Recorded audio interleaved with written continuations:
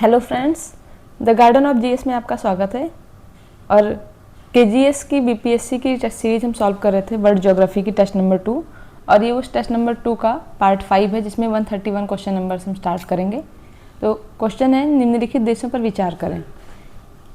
ये कंट्री के नाम दिए हुए हैं, फिर दिया हुआ है कौन सा किन देशों से होकर के भूमध्य रेखा नहीं गुजरती है। ठीक है, तो ये आपकी कॉमन सेंस से क्वेश्चन सॉल्व हो जाएगा। अगर आपको 2-4 कंट्री का भी आइडिया है, सारे नहीं भी याद हैं, तो भी आपका हो जाएगा। जैसे नहीं गुजरने का पूछा है इन्होंने। अगर आप एशिया में देखेंगे तो एशिया में इंडोनेशिया से गुजरती है लेकिन मलेशिया से नहीं गुजरती है, तो ऑप्शन 7 आपका हो जाएगा। ये किस में है, बाकी आप जो 7 नहीं है वो हटा देते हैं। 2 ऑप्शन बचे आपके, 2 कॉमन है इसमें, 2 मतलब वेनेजुएला कॉमन है। ठीक है, 4 और 5 में अब हमें देखना है।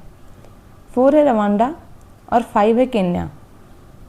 ठीक है, तो केन्या से होकर के गुजरती है क्योंकि जो केन्या वहाँ पे किलिमंजारो है, माउंट तंजानिया और केन्या के बॉर्डर पे, वहाँ पे ये रेखा जाती है। तो आपका बचता है रवांडा, जहाँ से होकर गुजरती नहीं है, तो ऑप्शन ए। ठीक है, नेक्स्ट क्वेश्चन है, किस प्रक्रिया के कारण बाहरी चट्टान परतों के उतरने से गोल चट्टानी गुंबद का निर्माण होता है। मतलब किसमें परत उतरती है, ये आपने जंग में देखा होगा। जंग में चट्टान की परत जो है, ऊपर की परत जंग लग जाने से, लोहे में जंग लग जाने से परत उतरती रहती है। इस प्रक्रिया को बोलते हैं अपशल्कन।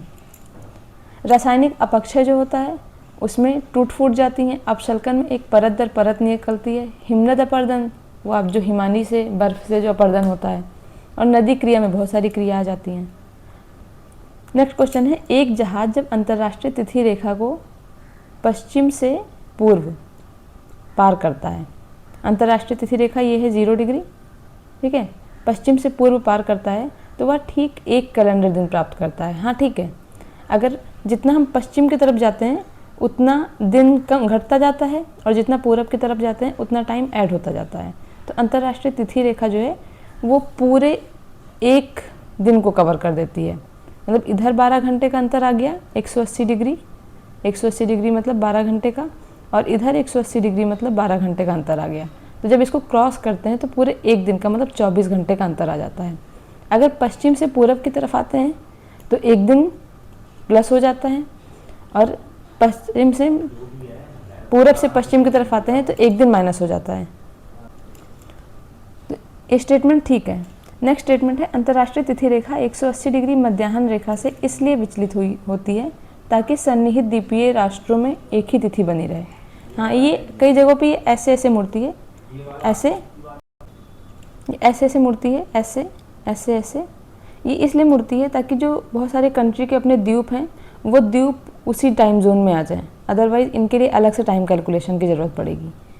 तो ये क्या बोल रहे हैं कि अंतर्राष्ट्रीय तिथि रेखा 180 डिग्री मध्याह्न रेखा से इसलिए विचलित होती है ताकि सन्निहित द्वीपीय राष्ट्रों में एक ही तिथि बनी रहे। ठीक है, तो अगर ये ठीक है तो ये दोनों ऑप्शन तो वैसे ही आपके हट गए।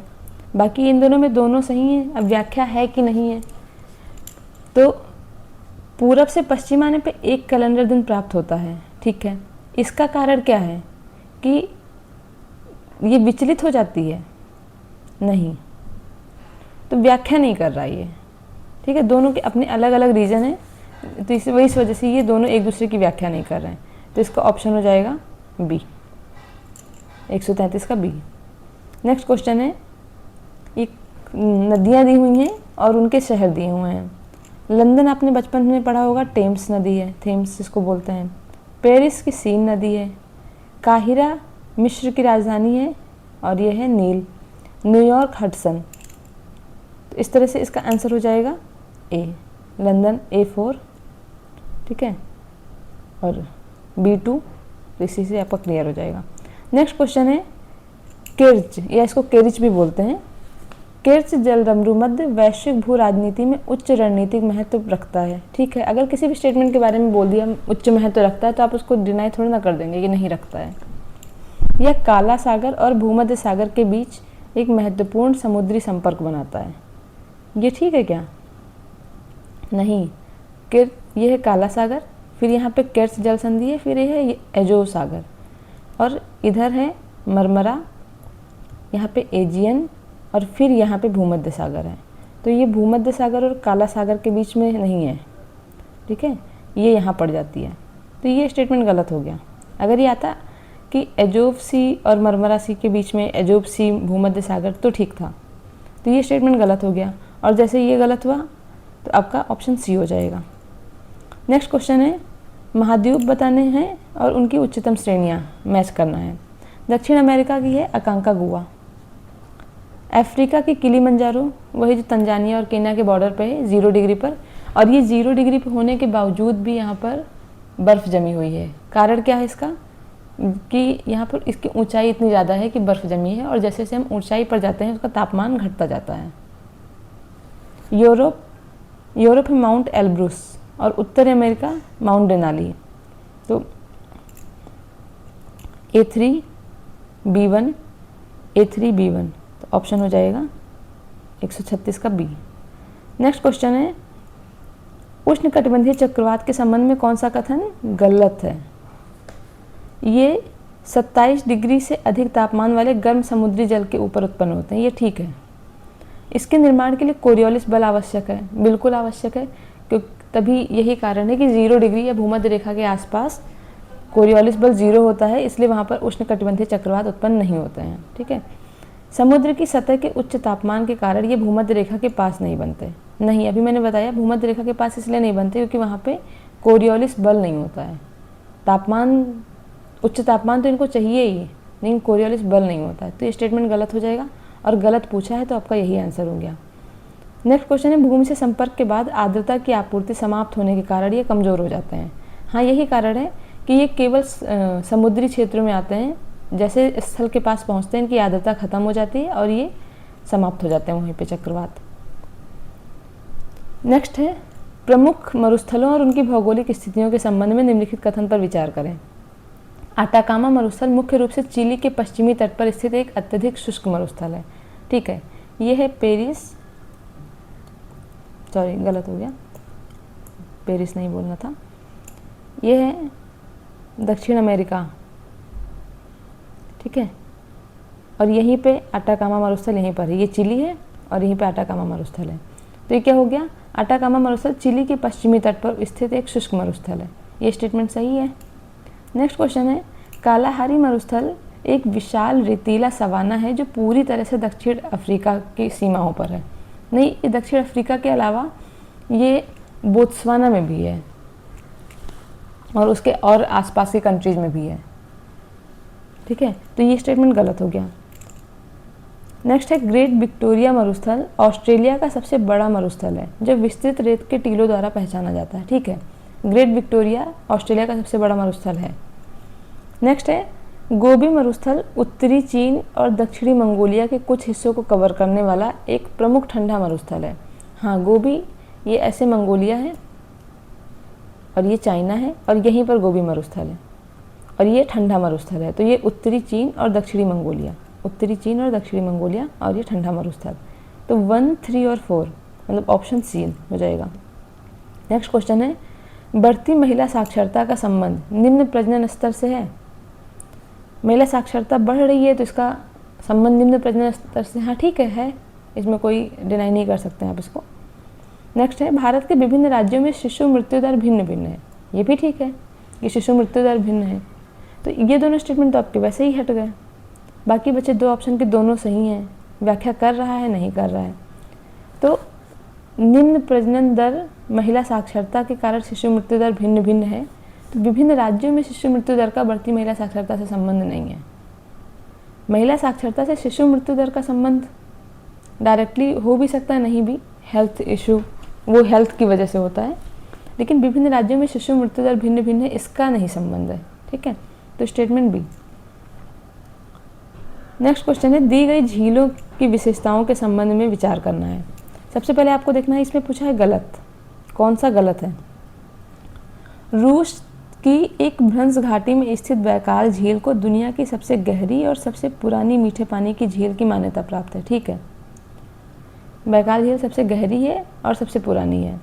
सुपीरियर झील सभी मीठे पानी की झीलों में सबसे बड़ी सतही क्षेत्रफल वाली झील है, हाँ ठीक है, सुपीरियर झील को मीठे पानी की सबसे बड़ी झील कहते हैं। केन्या, युगांडा और तंजानिया द्वारा घिरी विक्टोरिया झील नीली नील के प्राथमिक स्रोत के रूप में काम करती है। ये गलत है, यहाँ पे नीली नील नहीं सफ़ेद नील हो जाएगा। तो इसका आंसर हो जाएगा, गलत पूछा है तो यही ऑप्शन हो गया 3। इसको ऐसे देख सकते हैं, ये है विक्टोरिया झील और यहाँ पर है इथोपिया की उच्च भूमि, ठीक है। तो यहीं पर ताना झील है जो यहाँ से निकलती है विक्टोरिया झील से। ये वही देश के नाम तो ठीक है, केन्या, युगांडा, तंजानिया, यूकेटी बोलते हैं। यहाँ से ये निकलती है और ये ऐसे आती है, ठीक है। ये निकलती है और ये ऐसे आकर के मिस्र की तरफ आ जाती है। यही तान्या झील निकलती है, ताना झील से केन्या की इथोपिया उच्च भूमि से, सॉरी इथोपिया की उच्च भूमि से, माफ़ कीजिएगा, इथोपिया की उच्च भूमि से एक झील निकलती है, नीली जो नील नदी आती है उसको बोलते हैं ब्लू नील, और जो विक्टोरिया से आती है इसको बोलते हैं वाइट नील। और ये दोनों मिलती हैं और उसके बाद आगे जा कर के फिर ये मिस्र से होते हुए भूमध्य सागर में गिर जाती हैं, ठीक है। तो यहाँ पर ये ब्लू नील की जगह वाइट नील हो जाएगा। स्थल डमरू मध्य और उनके द्वारा जोड़े जाने वाले भूभागों के संबंध में विचार करें। पनामा स्थल डमरू मध्य उत्तरी अमेरिका और दक्षिणी अमेरिका को जोड़ने वाले एक संकीर्ण भूमि पुल के रूप में काम करता है, ठीक है। पनामा जो है वो उत्तरी अमेरिका दक्षिणी अमेरिका को जोड़ने वाला एक भूमि पुल है, ठीक है। स्वेज स्थल डमरू मध्य अफ्रीका और यूरोप महाद्वीपों को जोड़ने वाली एक भूमि की एक संकीर्ण पट्टी, नहीं अफ्रीका और यूरोप नहीं, अफ्रीका और एशिया, ठीक है। तो ये स्टेटमेंट गलत हो गया। नेक्स्ट है क्रा स्थल डमरू मध्य मलय प्रायद्वीप को एशियाई महाद्वीप की मुख्य भूमि से जोड़ता है। हाँ, ये जो क्रा है ये है थाईलैंड में पड़ता है और ये मलय प्रायद्वीप में वही थाईलैंड को एशियाई मुख्य भूमि से जोड़ता है, तो ये ठीक है। कोरिंथ स्थल डमरू मध्य इतालवी प्रायद्वीप को शेष मुख्य भूमि यूरोप से जोड़ता है। ये स्टेटमेंट गलत है। कोरिंग यहाँ पर नहीं है, इतालवी में नहीं है, ठीक है। इतालवी प्रायद्वीप का पार्ट नहीं है कोरिंथ। तो A और 3, 1 और 3 ऑप्शन बी हो जाएगा। नेक्स्ट क्वेश्चन है, दुनिया भर में 60 वर्ष और उससे अधिक आयु के लोगों की संख्या बढ़ रही है, ठीक है, बढ़ रही है। नेक्स्ट है, मातृ और शिशु देखभाल सुधार ने वैश्विक स्तर पर शिशु और बाल मृत्यु दर को काफ़ी कम कर दिया है। ये भी ठीक है कि कम कर दिया है, लेकिन क्या शिशु मृत्यु दर कम होने की वजह से 60 वर्ष के लोगों की संख्या बढ़ रही है? नहीं, शिशु मृत्यु दर कम होने से और बढ़नी, ये जो है 60 वर्ष के आयु के लोगों की संख्या घटनी चाहिए थी, उनके कंपेयर में ये बढ़नी चाहिए थी, लेकिन ये जन्म दर कम होने की वजह से अधिक आयु वाले लोगों की संख्या बढ़ रही है, ठीक है। तो ये स्टेटमेंट सही दोनों है, लेकिन व्याख्या नहीं कर रहे हैं। नेक्स्ट क्वेश्चन है, कृषि प्रणाली और क्षेत्र बताना है। खानाबदोश जो पशुचारण होता है वो मेनली होता है जहाँ पे रेगिस्तान जैसा क्षेत्र है, जहाँ पे भूमि कम उपजाऊ होती है, वहाँ पर खानाबदोश पशुचारण। तो इसमें कौन सा जाएगा? सहारा अफ्रीका। गहन निर्वाह कृषि, गहन निर्वाह कृषि हमेशा मानसूनी क्षेत्रों में होती है। नेक्स्ट है वाणिज्यिक अनाज कृषि। अनाज कहाँ होगा वाणिज्यिक अनाज? तो उत्तरी अमेरिका के आंतरिक भाग, रूस, ऑस्ट्रेलिया, इन सब में हो जाएगी। और विशिष्ट बागवानी उत्तरी पश्चिमी यूरोप में। तो इसका ऑप्शन हो जाएगा A4B2, A4B2 ये दोनों हैं, C3 और D1, तो ऑप्शन बी। नेक्स्ट स्टेटमेंट है, जनसांख्यिकी संक्रमण सिद्धांत के तीसरे चरण के संबंध में बताना है। इस चरण में जन्म दर गिरना शुरू हो जाती है, जिससे जनसंख्या वृद्धि में कमी आती है। हाँ ठीक है, स्टेटमेंट ठीक है। अगर जन्म दर कम हो जाएगी, गिरना शुरू हो जाएगी, तो जनसंख्या वृद्धि दर में भी कमी आ जाएगी। बाल मृत्यु दर में गिरावट, आर्थिक संरचनात्मक परिवर्तन और महिलाओं के बढ़ते सशक्तिकरण से प्रजनन दर कम होती है। हाँ ठीक है, इन सारी चीज़ों की वजह से जो है प्रजनन दर कम हो जाती है, ठीक है। तो ऑप्शन हो जाएगा सी। ये बताना है कौन से देशों से कर्क रेखा नहीं गुजरती है। इसमें 2 पॉइंट ध्यान रखना, एक तो कर्क रेखा और एक नहीं गुजरती है। नहीं गुजरने में आप कौन सा फिल्टर कर सकते हैं? पाकिस्तान से जाती है कर्क रेखा? पाकिस्तान से कर्क रेखा नहीं जाती है। जिन जिन ऑप्शन में पाकिस्तान है उनके अलावा बाकी हटा दीजिए। पाकिस्तान ठीक है, यहाँ से नहीं जाती है, तो ऑप्शन 1 हट गया, ऑप्शन डी हट गया, पाकिस्तान हो गया। म्यांमार 4 और 3 में से देखना है, म्यांमार और थाईलैंड, इन दोनों में से कहाँ से जाती है? म्यांमार से जाती है, ठीक है। क्यों? क्योंकि जो ये है त्रिपुरा, इंडिया का त्रिपुरा, मिज़ोरम, और उसके बाद यहाँ से म्यांमार ही है, म्यांमार है पूरा, तो यहाँ से तो जाएगी ही, ठीक है। तो 3 अगर है किसी ऑप्शन में तो वो हटा दीजिए, 3 हट गया, ऑप्शन आपका आंसर आ गया बी। और एक कौन सा दिया है? यमन, तो यमन से भी नहीं गुजरती है, ओमान से गुजरती है। आप ऐसे 2-2 कंट्री का पेयर करके याद करेंगे तो ज़्यादा अच्छे से याद हो जाएगा। यमन से नहीं जाती है, ओमान से जाती है। म्यांमार से नहीं जाती है, थाईलैंड से जाती है। पाकिस्तान से नहीं जाती है, इंडिया से जाती है, ठीक है। इसका ऑप्शन आंसर आ गया बी। नेक्स्ट क्वेश्चन है, प्रशांत महासागर के रिंग ऑफ फायर की भौगोलिक और विवर्तनिक विशेषताओं के संबंध में कथन पर विचार करना है। इसमें सही बताना है कि प्रशांत महासागर की जो रिंग ऑफ फायर है उसके बारे में। यह पूरे प्रशांत महासागर को घेरने वाली एक पूर्ण अखंड वृत्ताकार विवर्तनिक सीमा है। नहीं, ये ऐसे नहीं है, ये ऐसे है। तो पूर्ण अखंड वृत्ताकार नहीं है, ये घोड़े के नाल जैसी है, जो ऑस्ट्रेलिया, फिर इधर फिलीपींस वगैरह, फिर चाइना, जापान, रशिया, फिर इधर अमेरिका, उत्तर अमेरिका, दक्षिण अमेरिका से ऐसे होती है। तो ये स्टेटमेंट गलत हो गया। अब ऑप्शन 1 जिसमें है हटा देते हैं, 1 हट गया, 3 दोनों में आ गया। यह तो इसमें ज़्यादा दिमाग नहीं लगाना है कि ये दुनिया के 75% सक्रिय ज्वालामुखी और 90% भूकंपों का स्थान है, ठीक है ये। नेक्स्ट अब हमको 2 देखना है, 2 सही है या गलत है। इसकी मुख्य विशेषता अभिसारी प्लेट सीमाएं और व्यापक सबडक्शन जोन है। हाँ ठीक है, यहाँ पर अभिसारी प्लेट है जो 2 आपस में, जिसको कन्वर्जेंट बोलते हैं, कन्वर्जेंट बाउंड्री, जो दोनों एक दूसरे की तरफ मिलती हैं और उसमें से फिर एक प्लेट नीचे धंस जाती है, दूसरी उसके ऊपर रह जाती है।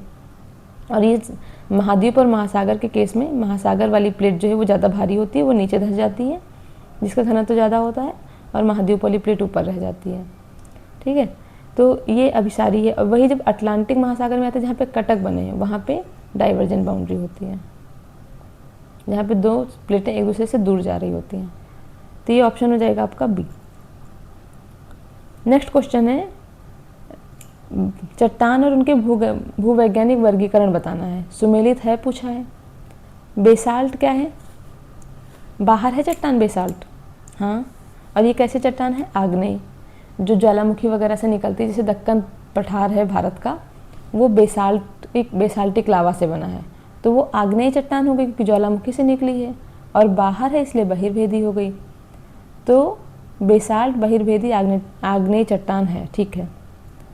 बलुआ पत्थर कायांतरित चट्टान है? नहीं, बलुआ पत्थर बालू में परत परत सी होती है, तो बलुआ पत्थर कायांतरित चट्टान नहीं है, परतदार चट्टान है, ठीक है। तो ये आपका गलत हो गया। ऑप्शन 2 किसमें है वो ऑप्शन हटा दीजिए। अब 1 दोनों का सही है। 3 और 4 संगमरमर अवसादी चट्टान है, संगमरमर रूपांतरित चट्टान है। ये दोनों उल्टा कर दिया है, ये ऐसे होना चाहिए और ये ऐसे होना चाहिए, ठीक है। तो ये ऐसे होना चाहिए, तो ये भी मैच नहीं कर रहा है। क्वार्टजाइट कायांतरित चट्टान है, हाँ ठीक है, क्वार्टजाइट कायांतरित है, तो ऑप्शन हो जाएगा 47 का बी। नेक्स्ट क्वेश्चन है, आग्नेय चट्टान के निर्माण के संबंध में निम्नलिखित कथन पर विचार करें। क्या सही पूछा है? अंतर्भेदी आग्नेय चट्टान तब बनती है जब मैग्मा पृथ्वी की भूप्रपटी की गहराई में धीरे धीरे ठंडा होता है, जिससे बड़े क्रिस्टल बनते हैं, ठीक है। ये मैंने पहले भी आपको बताया है, पिछले क्वेश्चन में एक मैं बताया था कि जो अंदर की चट्टानें होती हैं उनके कण बड़े बड़े होते हैं। क्यों? क्योंकि वो धीरे धीरे ठंडी होती हैं। और जो बाहर की चट्टानें, जिसको बहिर्भेदी आग्नेय चट्टान बोलते हैं, उनके कण बहुत छोटे छोटे होते हैं। क्यों? क्योंकि वो जल्दी ठंडी हो जाती हैं, ठीक है। तो ये ऑप्शन ठीक है। नेक्स्ट क्वेश्चन है, बहिर्भेदी आग्नेय चट्टान सतह पर तेजी से ठंडे होने वाले लावा से बनती है, जिसमें आमतौर पर बड़े और आसानी से दिखाई देने वाले क्रिस्टल विकसित होते हैं। तो ये गलत हो गया है, क्योंकि आमतौर पर बड़े नहीं, आमतौर पर छोटे। तो ये ऑप्शन गलत हो गया। तो 148 का ए हो जाएगा। नेक्स्ट क्वेश्चन है, ज्वालामुखी और उनके कंट्री बताने हैं। कोटोपैक्सी कहाँ है? माउंट कोटोपैक्सी ये इक्वाडोर में पड़ता है। इसको ऐसे याद कर सकते हैं कि जो कोटे पे चावल मिलता है, जो पीडीएस के थ्रू मिलता है कोटा पे, उसमें सबको इक्वल डिस्ट्रीब्यूशन करना चाहिए। तो इक्वाडोर।